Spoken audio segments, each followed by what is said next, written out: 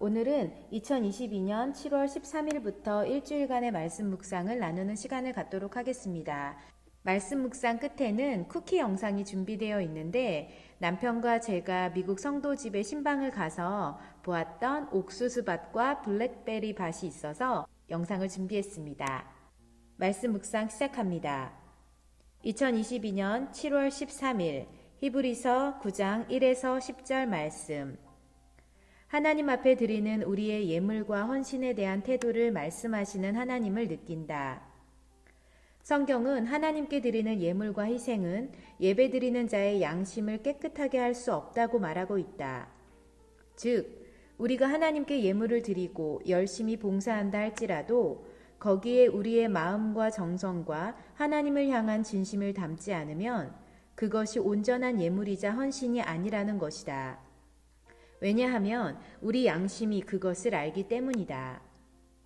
외형적인 헌신과 예물보다 양심에 거리낌 없는 깨끗한 헌신과 예물, 즉 거짓 없는 삶을 받으시는 하나님을 다시금 느끼게 된다. 지금 하나님께 드리고 있는 1000번째 예물에 대한 나의 마음을 다시 새롭게 하게 된다. 습관을 따라 매일 하나님께 올려드리는 것이 아니라 마음을 담아 정성스럽게 기도 제목을 올려드려야 함을 깨닫는다. 말씀해 주시는 하나님 감사합니다. 2022년 7월 14일 히브리서 9장 11절에서 22절 말씀.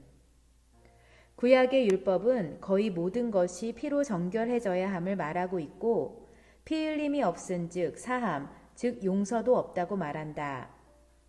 당연히 예수님의 보혈의 피에 대한 설명이고 예수님의 십자가 죽으심, 즉 그분이 피 흘려 죽으신 사건으로 인하여 우리는 과거, 현재, 미래의 모든 죄로부터 용서함을 받을 수 있게 되었다. 그런데 하나님께서는 오늘 내게 피 흘림에 대한 구체적인 적용을 말씀하시는 것 같다. 피 흘림은 곧 죽음을 의미하고 이 죽음은 비단 육체적 죽음뿐만 아니라 영적인 죽음을 의미함을 깨닫게 된다. 다른 누군가를 위해 내 자신을 희생하는 것도 죽음이고 누군가 혹은 무엇인가를 위해 내 자아를 내려놓는 것도 죽음이다. 다시 말해 우리가 누군가를 위해 희생하고 나의 것을 내려놓음으로 인해 그는 하나님 앞에서 죄에 대한 용서를 받을 기회를 얻게 된다는 뜻이 된다. 여기에는 믿지 않는 가정에서 나고 자란 나의 경험이 그 예의 폭을 넓혀준다. 예수님의 보배로운 보혈의 피의 의미를 알기에 예수님을 알지 못하는 가족들이 그분을 만날 수 있도록 최선을 다해 기도했고 사단의 공격으로부터 나의 자아와 감정이 흔들리지 않도록 끊임없이 스스로를 내려놓으려고 했으며 환난이나 핍박이 있어도 그것을 당연히 여기며 의연하게 대처하려고 애썼다. 내게는 이 모든 과정이 피 흘리는 고통과도 같았고 결국 그런 노력, 즉 사도 바울이 나는 날마다 죽노라 했던 고백이 가족들이 하나님 앞에 설 수 있는 기회를 만들었다. 즉 하나님께 용서받을 기회를 만들게 된 것이다. 예수님의 희생 없이 우리가 죄사함을 받을 수 없었던 것처럼 우리의 희생 없이는 주변에 믿지 않는 자들이 주님을 만날 기회를 제공할 수 없다. 피 흘림이 없은즉 사함이 없기에 우리의 희생과 죽음 없이는 사람들이 예수님을 만날 기회가 없다는 사실을 명심해야겠다. 2022년 7월 15일 히브리서 9장 23절에서 28절 말씀. 한 번 죽는 것은 사람에게 정해진 것이요 그 후에는 심판이 있다. 성경의 이 말씀처럼 세상의 모든 사람은 결국 죽는다. 그리고 죽음의 순간 그것으로 모든 인생이 끝나는 것이 아니라 그제서야 심판이 찾아온다. 우리가 이 땅에서 살았던 삶의 모든 선택과 방식과 결과에 대한 최종 심판, 그리고 판결을 통해 우리의 구원이 결정되는 것이다. 이미 2000여 년 전에 예수님은 이 땅에 오셔서 인류의 죄를 담당하셨기에 그 사실을 믿으면 천국에서 하나님과 영원히 살 수 있으리라 믿는다. 하지만 이 진리를 믿었던 그 순간부터 실제로 내 호흡이 끊어지는 순간까지의 삶이 어떠했는지에 따라 최종 판결이 결정난다. 그리고 그 순간이 되면 우리는 두 번째로 예수님을 만나게 되는 것이다. 예수님은 우리가 예수님을 믿게 된 그날 그 순간 한 번 만나는 것이 아니라 훗날 다시 만나게 될 분이시기에 우리의 일생의 삶은 매일매일이 그분을 다시 만나기 위한 준비가 된다. 그날을 잘 준비해야만 웃으면서 그분을 다시 만날 수 있다. 2022년 7월 16일 히브리서 10장 1에서 18절 말씀. 하나님께서 오늘 새로운 깨달음을 주셨다. 구약시대에 드렸던 황소와 염소의 피는 죄를 속죄하기 위한 방법이기는 하지만 완전한 속죄 방법은 아니었다. 매년 매번 제사를 드린다 할지라도 여전히 해결되지 않고 기억나는 죄가 있다는 것이다. 제사로 인해 더 이상 죄책감을 느끼지 않을 수는 있지만 미해결 과제로 기억 속에 남아있는 무엇인가가 있는데 그것은 오직 예수 그리스도가 우리 죄를 위한 한 번의 영원한 제사를 드려야만 온전해진다. 그리고 예수 그리스도로 말미암은 제사만이 온전케 할 수 있고 이 온전함은 곧 거룩을 의미한다. 결국 우리가 죄로부터 100% 온전히 해방되는 방법도 예수 그리스도이시고 하나님께서 우리 죄를 다시는 기억하지 않겠노라 약속하신 방법 또한 예수 그리스도이시다. 그러므로 우리와 하나님 사이의 중재자가 예수 그리스도라는 사실이 너무나 분명해진다. 그리고 너무나 자연스럽게 이 찬송이 생각났다. 주 없이는 살 수 없네. 오늘은 이 찬송가의 가사로 예수 그리스도를 의지하는 믿음의 고백을 드려본다. 주 없이 살 수 없네 죄인의 구주여 그 귀한 보배 피로 날 구속하시니 구주의 사랑으로 흘리신 보혈이 내 소망 나의 위로 내 영광 됩니다. 주 없이 살 수 없네 나 혼자 못 서리 힘없고 부족하여 지혜도 없으니 내 주는 나의 생명 또 나의 힘이라 주님을 의지하여 지혜를 얻으리 주 없이 살 수 없네 내 주는 아신다 내 영의 깊은 간구 마음의 소원을 주밖에 나의 마음을 네 알아주리요 내 마음을 위로하사 평온케 하시네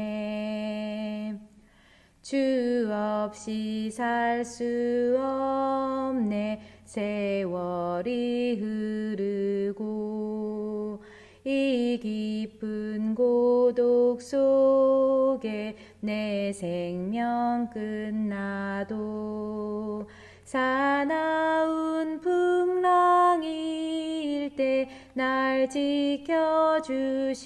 지켜주시고 내 곁에 계신 주님 늘 힘이 되시네. 아멘. 2022년 7월 17일 히브리서 10장 19절에서 25절 말씀. 하나님께서 오늘 허락하신 말씀은 한 글자 한 글자를 마음에 새기듯이 읽어 내려가게 된다.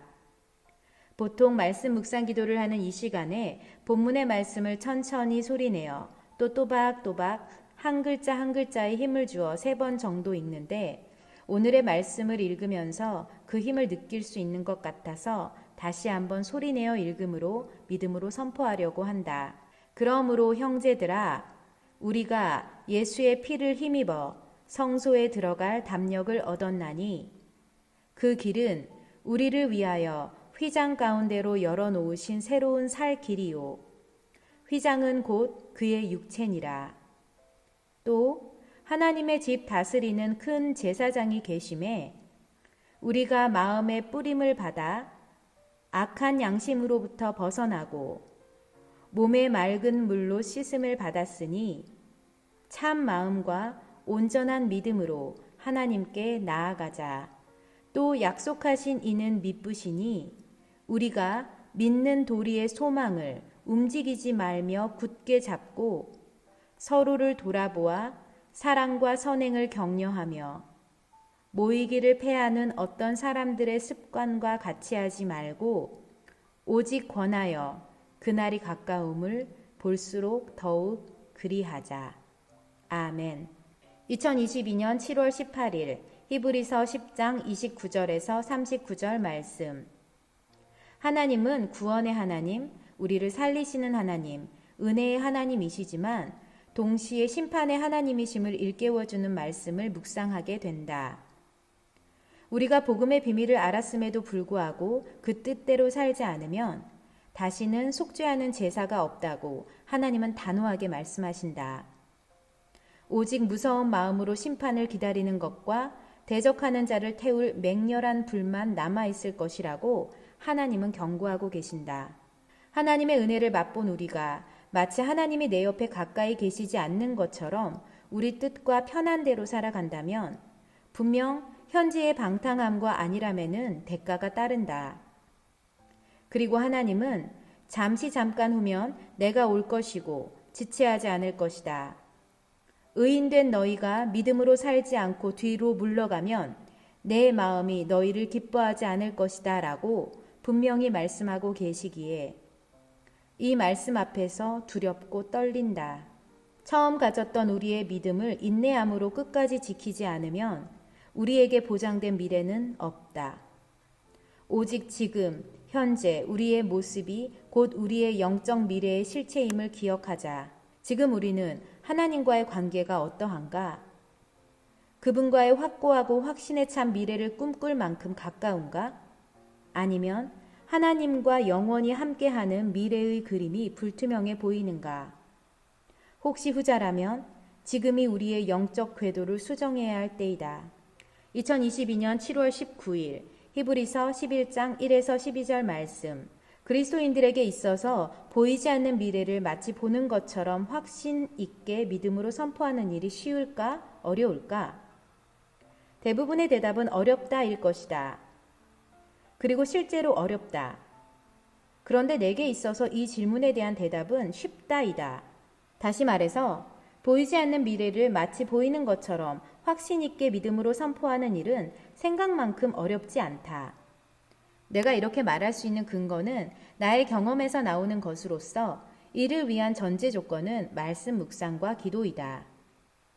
우리가 하나님의 음성을 말씀으로 듣는 훈련을 하고 기도 생활을 통해 하나님의 말씀이 내 영혼에 울려 퍼지는 것을 맛보면 말도 안 되는 것 같은 미래의 일이 마치 나의 것인 것처럼 믿음이 생긴다.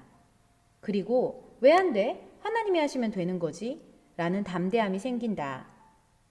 이런 믿음이 내게 있어서인지 모르겠지만 남편도 엄마도 동생도 가끔은 내가 생각하는 구체적인 미래의 모습에 그냥 어이없이 웃는 경우가 많고 나 역시 계면적인 웃음을 짓곤 하는데 나는 하나님이 나와 함께 하신다는 믿음으로 입술의 선포를 주저하지 않는다.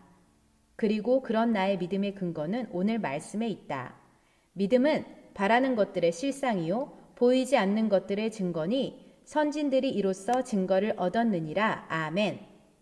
내가 기도하며 바라는 것들은 분명 실상이 될 것이고 비록 지금 눈에 보이지 않지만 성경에 나타난 수많은 믿음의 증거들을 믿기에 내게도 그 일이 일어날 것을 확신하는 것이다.